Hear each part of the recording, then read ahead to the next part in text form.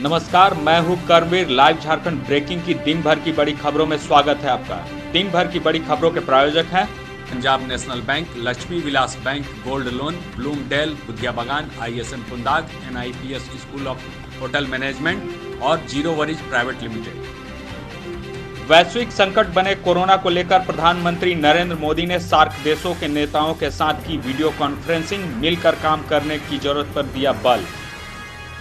केंद्रीय मंत्री अर्जुन मुंडा ने कहा, कोरोना मामले में भारत सरकार की पहल को दुनिया ने सराहा। रांची के सिटी एसपी और उनकी पत्नी विदेश यात्रा से लौटे भारत, कोरोना के मद्देनजर दोनों जांच के दायरे में। भूटान से अपने घर रामगढ़ लौटे युवक में कोरोना के पाए गए लक्षण, रिम्स में चल रहा है इलाज।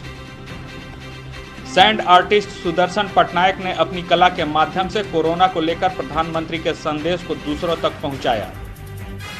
राज्यसभा चुनाव के सिलसिले में भाजपा प्रत्याशी दीपक प्रकाश मिले निर्दलीय विधायक सरयू राय से। पेट्रोल डीजल के दाम में हो रही वृद्धि पर प्रियंका गांधी वाड्रा ने साधा निशाना, कहा सरकार ने क्यों लगा रखी है चुप्पी।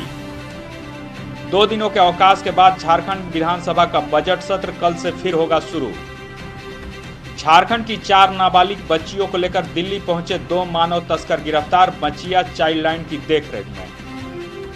उपद्रवियों से वसूली के लिए ट्रिब्यूनल बना रही है योगी सरकार, फैसले को नहीं दी जा सकती है चुनौती।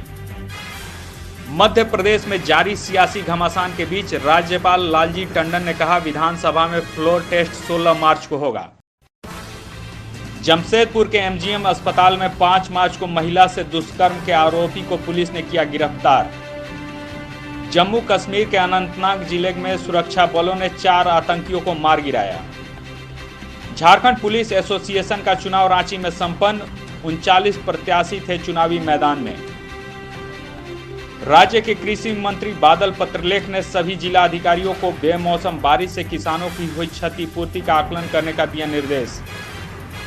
खबरों में बने रहने के लिए धन्यवाद। हम फिर से हाजिर होंगे नए बुलेटिन और अपडेट के साथ।